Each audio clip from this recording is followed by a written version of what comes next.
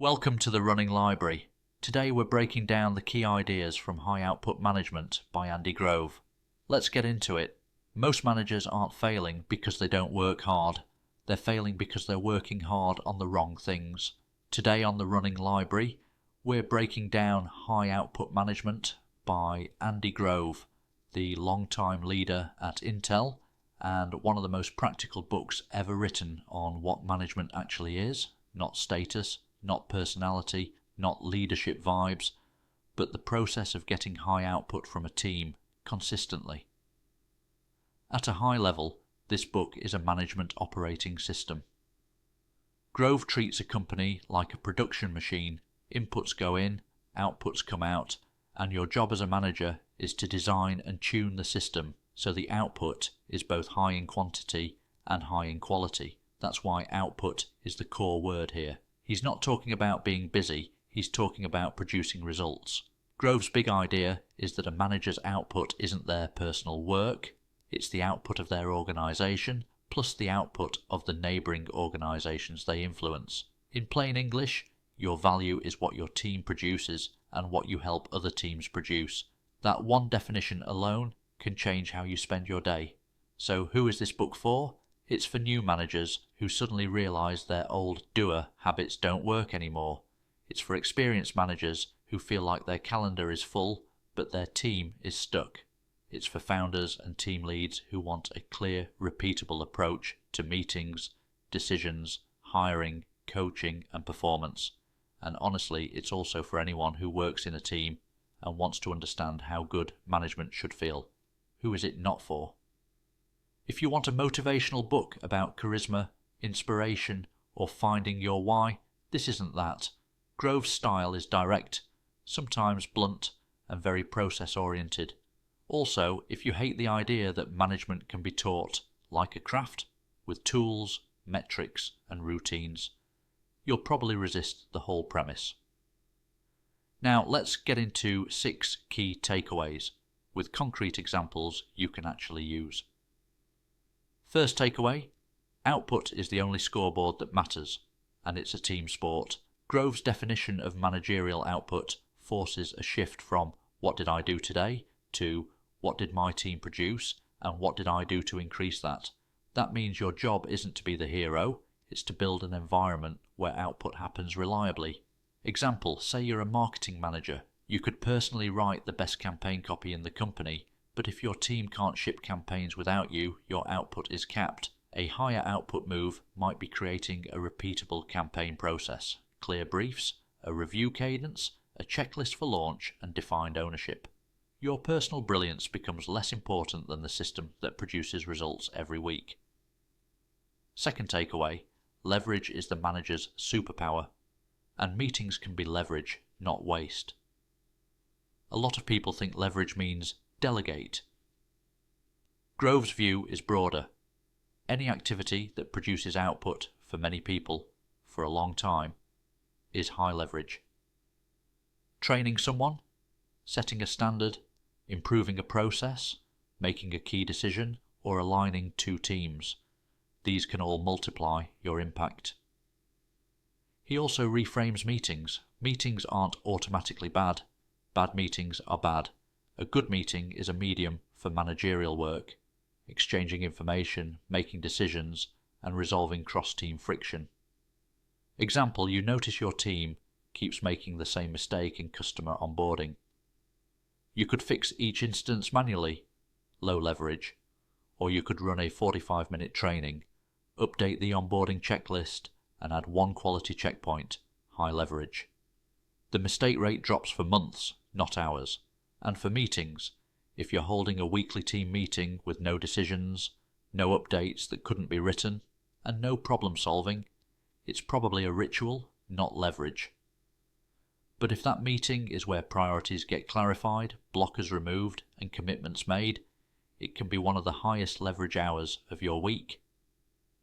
Third takeaway, build your management around the breakfast factory idea. Identify the limiting step. One of Grove's most memorable teaching tools is a simple production example: making breakfast. Output isn't determined by how fast you can pour coffee if the eggs take the longest. The constraint determines throughput. Businesses work the same way. Your output is limited by the bottleneck in your process. Example, your software team says, "We can't ship faster." You look closer and realize coding isn't the bottleneck. Code review is, or QA is, or requirements keep changing. If you pour effort into speeding up coding, nothing changes. But if you redesign the review process, add clearer standards, or reduce work in progress, output increases. This is one of the most practical mental models in the book. Stop optimizing the parts that aren't limiting output. Find the constraint and fix that. Fourth takeaway, the right kind of meetings create clarity. One-on-ones are not optional. Grove is big on structured communication. He emphasizes a few meeting types, but one-on-ones are the crown jewel.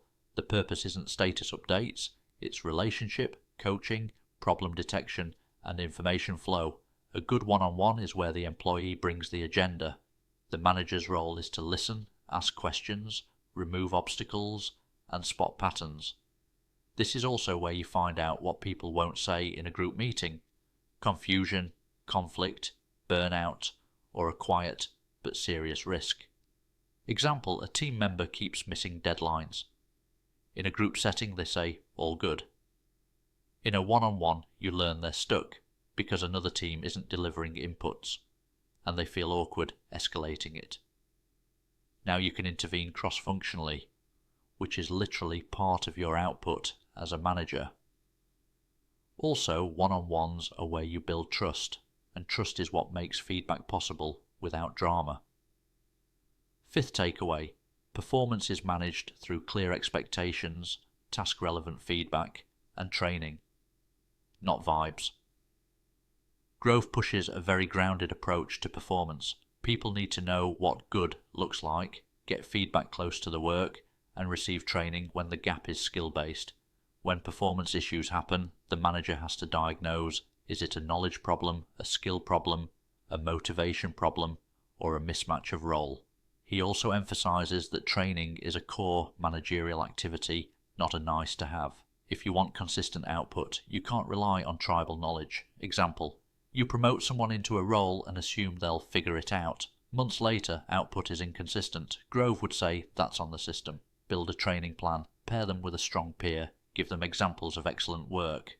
Review early drafts. The goal is competence you can count on, not occasional brilliance, and feedback should be specific and connected to the task.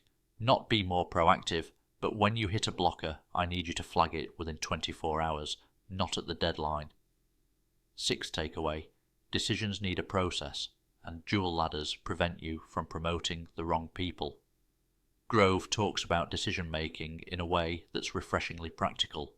Decisions are made with a mix of data, judgment, and timing. Waiting for perfect information is often a hidden form of avoidance, but rushing without clarity creates churn. The manager's job is to drive decisions to the right level, with the right amount of discussion, and then ensure execution. He also addresses a classic organisational trap, promoting excellent technical people into management just to reward them, even if they don't want to manage or aren't suited for it. His solution is the idea of parallel career paths, often described as a dual ladder, where individual contributors can advance in status and compensation without becoming managers. That protects output because it keeps great makers making, and it prevents reluctant managers from quietly damaging teams. Example, your best engineer is a genius at architecture, but hates coaching, planning, and conflict. If the only promotion path is become a manager, you'll likely lose their best work and gain a mediocre manager. A dual path lets them become a senior technical leader while someone else manages people. Now, if you're listening and thinking, okay, but what do I do Monday morning? Here's a simple 3-step action plan inspired by Grove's approach. Step 1. Define your team's output in one sentence, then pick one measurable indicator. Ask, if my team is winning, what is the tangible output? For sales, it might be revenue or qualified pipeline. For customer support, it might be resolution time and satisfaction. For engineering, it might be reliable releases and reduced incidents. Keep it simple and choose one indicator you can track weekly. The goal isn't to reduce everything to a number, it's to create a shared scoreboard. Step 2. Audit your time for leverage, then redesign one recurring meeting. Look at your calendar and label each major activity as low, medium, or high leverage. Be honest, then pick one recurring meeting and fix it using Grove's lens. Is it for information exchange, decision making, or problem solving? Does it have the right people? Does it end with clear commitments? If it's mostly status, replace it with a written update and use the meeting time for decisions and blockers. Step 3. Install 2 management rhythms, weekly one-on-ones and a lightweight process improvement habit. Start weekly one-on-ones with each direct report, even if they're only 30 minutes. Let them own the agenda. Your job is to listen for leverage points, unclear priorities, cross-team friction, skill gaps, and risks. Then add a small process improvement habit. Once every 2 weeks, ask the team, what's the bottleneck right now? Pick one friction point and fix it. Over a quarter, those small fixes compound into massive output gains. Before we wrap up, one more thing that makes high output management endure. It respects the reality that management is a job. Not a personality trait, not a reward, not an identity.